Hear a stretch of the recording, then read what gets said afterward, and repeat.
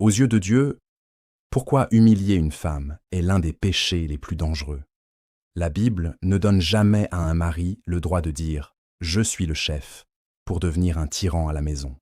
Tu t'es peut-être dit « je suis un peu dur, je crie, je contrôle son téléphone, son argent, ses sorties. C'est juste mon caractère. » Mais pour Dieu, ce n'est pas un caractère, c'est un péché. Un péché qui abîme ta femme et qui abîme ta relation avec lui. Colossiens 3,19 dit « Maris, aimez vos femmes et ne soyez pas durs envers elles. » 1 Pierre 3,7 dit que si tu ne traites pas ta femme avec honneur, tes prières peuvent être bloquées. Malachie 2,16 dit que Dieu déteste la répudiation et il déteste aussi la violence dans le couple.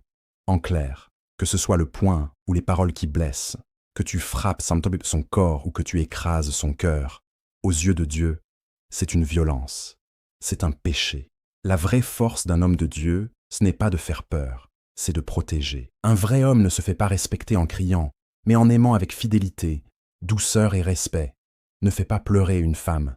Dieu compte chacune de ses larmes, et il demandera des comptes à celui qui les fait couler.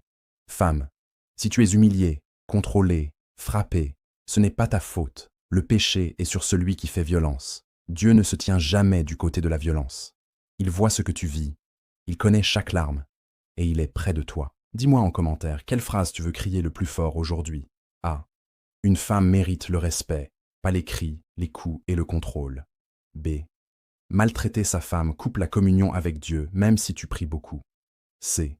Aux yeux de Dieu, la violence conjugale n'est pas une affaire privée, mais un péché grave.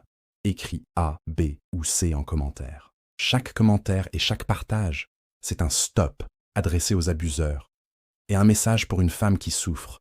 Tu n'es pas seul si vous traversez tout cela en ce moment, ou si vous ressentez le désir d'aller plus loin dans ce que la Bible enseigne sur les limites, la dignité et la protection, et de vous préparer au retour du Seigneur. Nous avons un groupe d'études bibliques en ligne, entièrement gratuit. Chaque soir, nous lisons la parole de Dieu ensemble.